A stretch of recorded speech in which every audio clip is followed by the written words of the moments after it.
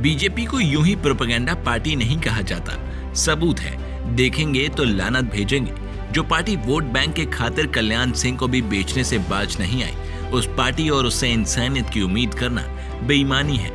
बस टाइमलाइन देखते जाइए आप। कल्याण सिंह के निधन की खबर 21 अगस्त की रात में आई। 21 अगस्त को रात 10:06 पर अखिलेश यादव ने सबसे पहले ट्वीट किया और कल्याण सिंह के निधन पर शोक संवेदना व्यक्त की, उन्हें श्रद्धांजलि दी।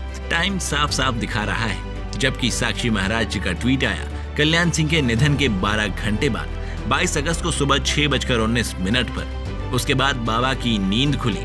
लगता है रात में बाबा जी कुछ ज्यादा ही थकान में सो गए थे। नींद खुलते ही बीजेपी, पीएम मोदी, अमित शाह, जेपी नड्डा, राजनाथ सिंह सबके ट्वीट बाबा जी रीट्वीट करने लगे। बीजेपी के प्रदेश अध्यक्ष स्वतंत्र देव सिंह की हालत देखिए। पार्टी के दिग्गज नेता का निधन हो गया। उनका ट्वीट आया रात के 10:09 पर, यानी अखिलेश का ट्वीट देखने के बाद। उनसे पूरे 3 मिनट पहले ही अखिलेश यादव जी तो कल्याण सिंह के निधन पर शोक जता चुके थे और श्रद्धांजलि दे चुके थे। हालत तो देखिए, इतने बड़े नेता का निधन हो गया और प्रदेश सरकार ने राष्ट्रीय शोक की घोषणा कर दी। लेकिन अगले ही दिन स्वतंत्र देव सिंह मुस्कुराते हुए फोटो डालकर राखी की खुशियां मना रहे थे और हंसते हुए प्रदेश को रक्षाबंधन की बधाई दे रहे थे। अब इससे आप अंदाजा लगाइए कौन कितना सीरियस है। मतलब 24 घंटे में घड़ियाली आंसू भी बहाया, मुस्कुरा भी लिया, जय हो नेताजी की। और कितने रूप धरोगे साहब। और तो छोड़िए, वो जो राम भक्त खड़ाऊ वाला गाना लगाकर संवेदनाएं जताने वाले कम योगी थे ना, उनकी आंखों से भी आंसू आए। रात के 10:30 के बाद अमित शाह ने भी कल्याण सिंह के निधन पर शोक जताया 10:26 पर। उसके बाद मोदी जी की नींद खुली। बड़े बड़े नेताओं से पहले अखिलेश यादव ने कल्याण सिंह को श्रद्धांजलि दी। लेकिन भगवा ब्रिगेड को तो वोट का माहौल बनाना है और इस बार कल्याण सिंह के नाम पर सिंपैथी लेनी है, क्योंकि राम मंदिर का मुद्दा तो पहले ही खत्म हो गया है। अभी कल्याण सिंह के चिता की राख ठंडी भी नहीं हुई थी कि बीजेपी एक नया मुद्दा शुरू कर बैठी। बीजेपी के ओबीसी नेताओं ने अखिलेश यादव को ये कहकर टारगेट करना शुरू कर दिया कि वो कल्याण सिंह को श्रद्धांजलि देने पहुंचे नहीं। बीजेपी के प्रदेश अध्यक्ष केशव प्रसाद मौर्य लिखते हैं, श्री अखिलेश यादव जी, उत्तर प्रदेश के पूर्व मुख्यमंत्री स्वर्गीय कल्याण सिंह बाबू जी को अंतिम विदा देने के लिए नहीं आकर पिछड़े वर्ग की बात करने का नैतिक अधिकार आपने खो दिया है। आपके द्वारा पिछड़ा वर्ग की बात करना केवल ढोंग है। #कल्याण सिंह जी अमर रहे। इसी के पीछे पीछे स्वतंत्र देव सिंह लिखते हैं, अखिलेश जी अपने आवास से मात्र 1 किलोमीटर दूर मॉल एवेन्यू में स्वर्गीय कल्याण सिंह जी बाबू जी को श्रद्धांजलि देने नहीं आ सके। कहीं मुस्लिम वोट बैंक के मोह ने उन्हें पिछड़ों के सबसे बड़े नेता को श्रद्धांजलि देने से तो नहीं रोक लिया।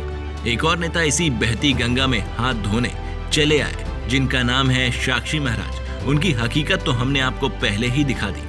साक्षी महाराज जी कल्याण सिंह के बहाने अखिलेश पर निशाना साधने चल पड़े। अब जब बात मान सम्मान की चली ही है तो थोड़ा और जान लेते हैं। 23 जुलाई को अरुण जेटली की पुण्यतिथि थी, लेकिन अरुण जेटली को एक भी श्रद्धांजलि वाला ट्वीट पीएम मोदी की टाइमलाइन पर नहीं दिखा। मतलब क्या है, पीएम मोदी अरुण जेटली का सम्मान नहीं करते। स्वतंत्र देव सिंह की टाइमलाइन पर भी एक भी ट्वीट नहीं था अरुण जेटली को श्रद्धांजलि देता हुआ। मतलब स्वतंत्र देव सिंह इतने बड़े हो गए कि अरुण जेटली को भूल गए। अब साक्षी महाराज का हाल देखिए, उनके भी ट्विटर के टाइमलाइन को हम ढूंढते रह गए। एक भी ट्वीट ऐसा नहीं मिला कि अरुण जेटली साहब को श्रद्धा सुमन अर्पित किया गया हो।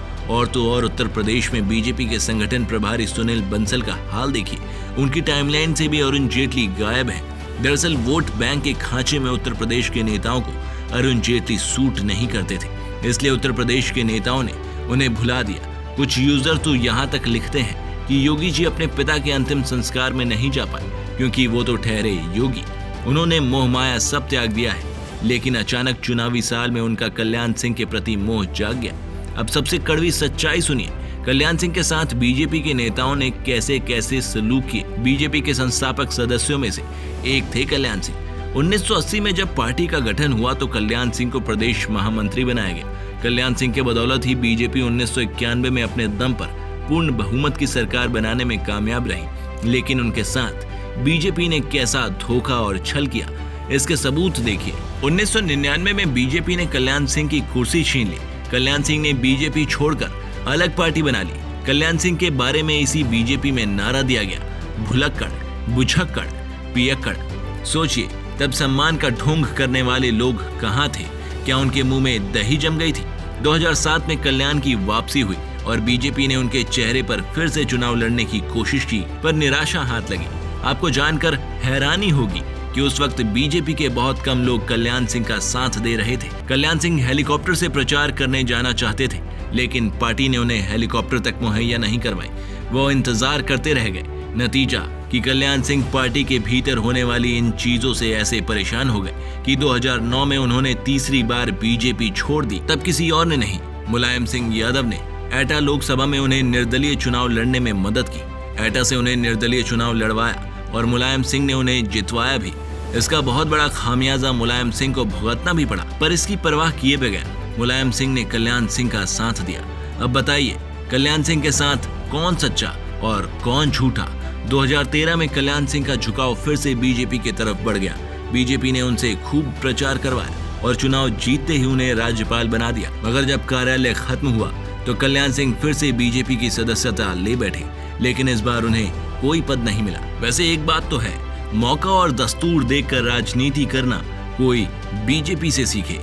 केपी मौर्य से लेकर स्वतंत्र देव सिंह तक इतने बड़े बड़े अंतर्यामी ठहरे कि मन की बात जान लेते हैं। क्या बात है नेताजी, इन्हें पता है कि अखिलेश मुस्लिम वोटों के हटने से कल्याण सिंह को श्रद्धांजलि देने नहीं गए, लेकिन इन्हें ये नहीं पता कि इनकी पार्टी ने कल्याण सिंह के साथ क्या क्या दुर्व्यवहार किए हैं।